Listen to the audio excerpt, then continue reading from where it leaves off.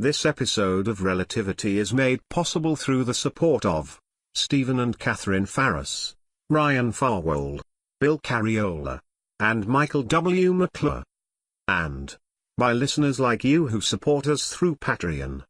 Learn how you can support this series and get exclusive content by visiting patreon.com/relativity. Get even more information about Relativity at relativitypodcast.com.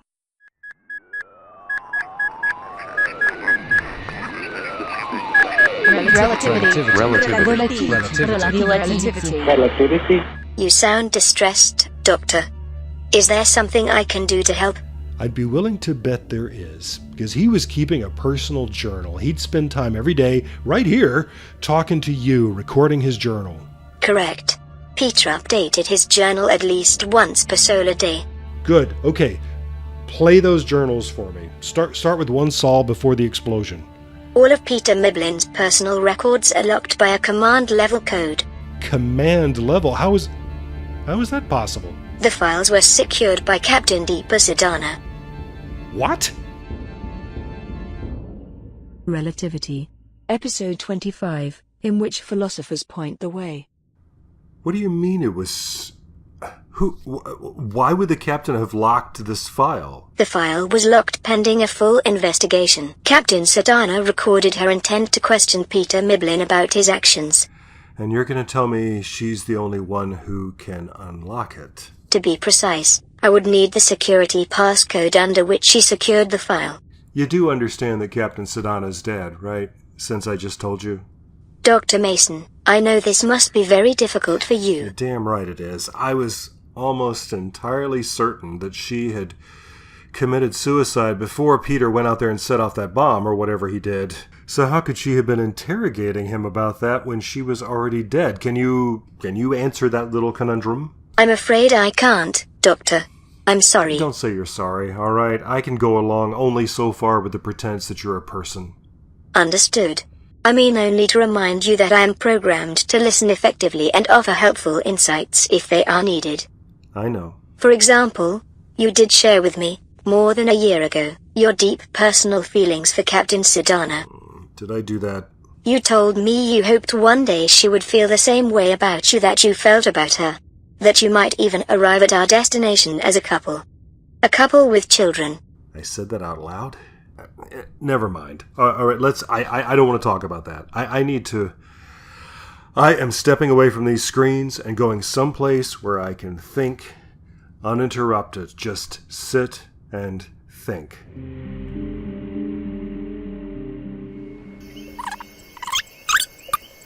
If this is someone's idea of a joke, let me tell you, it is an extremely...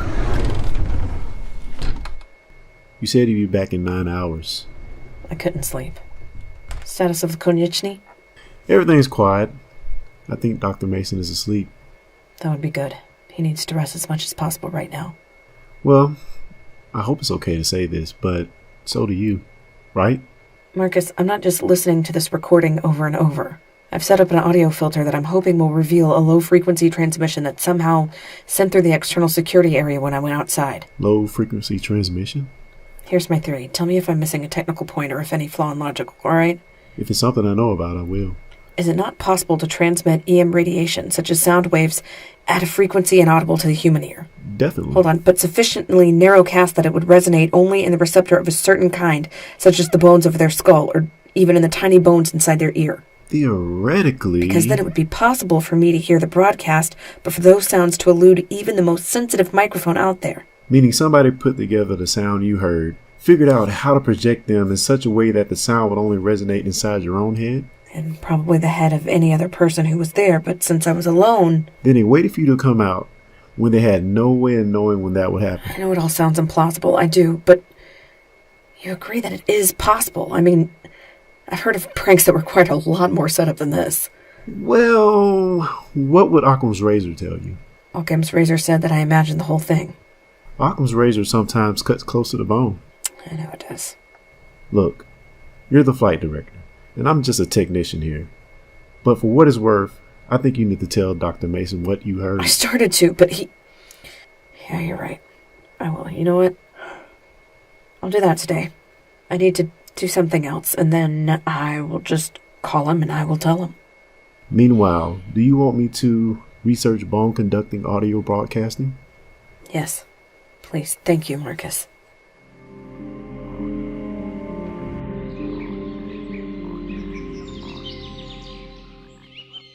Dr. Mason, Nadia, I said I was going to go to some place where I could sit and think without interruption. the cargo bay does seem ideal for that purpose. And don't call it the cargo bay. We've had this conversation. Precise terminology is important. On my schematic of the ship, you are in the cargo bay. Well, while you were offline, Sophia and I, the flight director and I, agreed to call it the habitat, which you must agree is a much more descriptive name for it. Perhaps, and yet, arbitrary changes to terminology are not recommended. Well, who's it going to confuse, Nadezhda? You?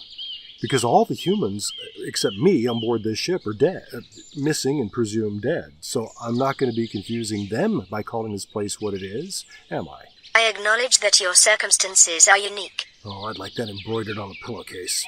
The printing will be complex, but I should be able to produce It was a joke, Nadia. I don't really want that.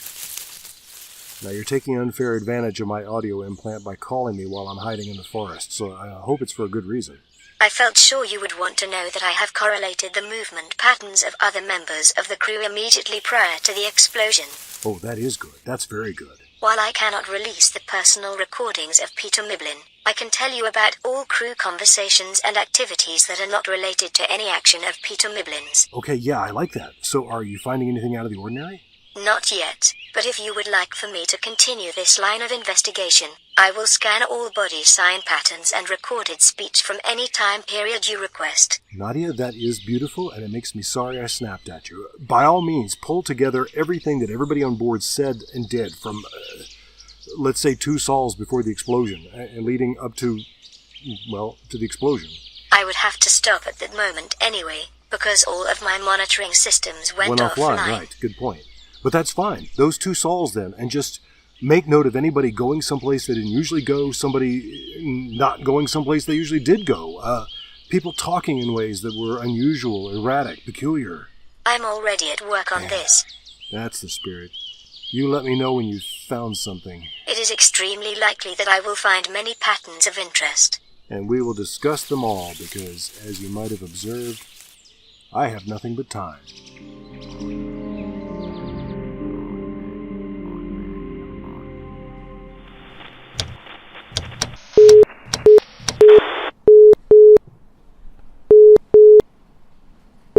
Hello? Mama, I just wanted to... Sophia, you left while I was asleep. I woke up and I did not know where you were. That's why I'm calling, Mama, to let you know that I'm at mission control and everything is all right. I was never afraid. Don't you believe I was afraid because God in heaven knows I am accustomed to your leaving his home without a word. I'm trying to be more considerate of your feelings now. Mama, that's why I called. You're a good girl, Sophia. Your father would be so proud of you and all you've done. Well, thank you, Mama. What brought that on? You are kind to me, it makes me kind to you. It's a good arrangement, don't you think? It is. And, well, I have another reason for calling, and I'll hope you'll think it's kind. Last night you asked if Dr. Mason has offered any help for Sybil, and I said I would ask him. You've asked him already? The truth is he volunteered. At least once a day or 2 ago. And you didn't tell me? No, because he said we should put her into cryosuspension. You mean to freeze her? Doctors have been trying that. It was terrible. All the people died. That was a long time ago, Mama. Apparently, well, it's a long story, but he knew of a system that apparently actually works. It was secret technology. But you told him no. I did, Mama, but now I'm wondering if I wasn't wrong about that. Do you think I will put my baby girl into a box and freeze her for 50 years? 100? So when these strangers in the future wake her up, her mother will be dead? Everyone she knows will be dead? Even you may be dead? But she'll be alive, Mama. That's the point. They won't wake her up until there's a cure for the virus. That's the whole point. You tell your doctor in space he is a crazy person. You tell him that. Actually, Mama, I was just about to tell him he's not as crazy as he thinks.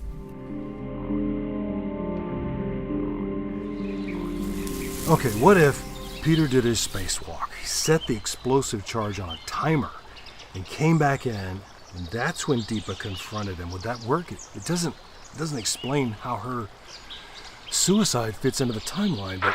Mission Control to Konieczny? Konieczny, aye. Doctor, I hope you got some rest. Not much. I'm hoping you did. I'm fine. Sophia, that tells me nothing. Well, I'm reaching out to tell you something. Something important that I know you will want to hear. Well, you have my undivided attention. I hear water rushing. Are you in the habitat? I am indeed. The sunlight may be artificial, but the shade is from a real tree, and it's very nice, and you're stalling, so please tell me what's happened. First, I wasn't sure if I should tell you this, but it's about those voices you've heard. Yeah, that I heard again a few hours ago. Yes. Oh, I'm hoping you have an explanation for them, because I've had about all I can take of it. I wish I could explain it, especially now. Why now? Because I've heard them too. I'm sorry, what? I've heard them too. Or rather, I heard something that sounds like what you've described to me. Ethereal winds, a chorus of distant voices? Right. And then Captain Sedana calling my name? No. No, I heard my father calling my name. Say something. You heard your father call your name? Several times. We're both hearing people who we loved, people who have recently died terrible deaths. I do not for one instant believe what I heard was actually my father. Let me make that clear. And you're sure of that? Dr. Chris, my father can't talk to me because he's dead. You're so sure your mind is made up. And I am almost entirely certain that what I heard was the result of an elaborate and inexplicable prank. Someone who hates me deeply, and there are plenty of those people. Not you, come on. Somebody who hates me has gone to extraordinary lengths to unnerve and annoy me. Then what am I hearing? Is the same person pranking me as well? Maybe. Possibly. And if so, they're upping their game, because this time my contact with Deepa was longer, nearly twice as long, and this time she even gave me advice. Advice? Well, yeah, she said, and I don't understand this, you must remain connected, but that was all she... Are you sure? Those were her exact words. Oh, yeah, no question. That's what my father said to me. Or not your father, but yeah. Whoever was using my father's voice, they had him saying, you must remain connected. Holy smoke. Indeed. So apparently we must remain connected. I don't know what it means. Do they mean to each other? We stay pretty well connected, you and I. Or do they mean connected to them, to our cherished memories of them? I don't know if it means anything, but Marcus is helping me to get to the bottom of this, so we have a recording of the whole event, and we're trying to pick up any traces of the voices so we can analyze them further. Well, then I have additional data for your study. Such as? Now, my suit recorder was running when I heard my voices the last time, and I will send you that recording. You have a recording of the voices? No, I have a recording of me talking to the voices and sounding like I have schizophrenia. That's how I sound on my recording, too. I'll send you mine anyway. Maybe you can tease out something that I couldn't hear. I'm working on the theory that the prankster somehow broadcasted on a frequency that would only resonate with the bones in my head. Well, that is an exotic theory. Do you have a better one? Oh, I got lots of them. First, of course, that we could legitimately be hearing from the ghosts of our dearly departed. I cannot accept that. Or, and this one seems very likely, that you and I are both insane. I fail to see the humor in that. Well, maybe only one of us is insane. The other is a figment of the crazy person's imagination and doesn't really exist at all. And which of us doesn't exist? Oh, what did Descartes say? Cogito ergo sum. I know I'm the one thinking about all this, so I must be the one who exists. And you, and everybody else, you, the embodiment of wisdom, right? You... Wait a minute. Wait just an all-fired minute here. Nadezhda? Dr. Mason? The ship's AI is back online. Excellent. Yeah, it's great. I couldn't do anything without Nadezhda, could I? Nadia? You survived while I was incapacitated, Doctor. So apparently your reliance on me is exaggerated. No, you're my whole world. Nadezhda, everything I do every day, it comes from you. I'm a little hamster running a little wheel, being occasionally fed and watered by you. Chris, I don't like the sound of... You aren't making sense. Just you wait, Sophia, whose name means wisdom. Am I right? Well, yes. Nadezhda, refresh my memory. What does your name mean in Russian? I mean, what's the equivalent English word? You would say hope. Hope. Yeah. The remaining voices in my life. One of them is wisdom and the other is hope. Now, what are the odds of that? The odds of any two names being given Rhetorical question, Nadia. I don't really want to know the math. I already know that's no coincidence. I've suspected it before, but now I'm sure. Everything fits together. All the impossible things that can't be happening. That's the solution. They're not happening. None of them. Are you satisfied now? I figured it out. None of this is really happening.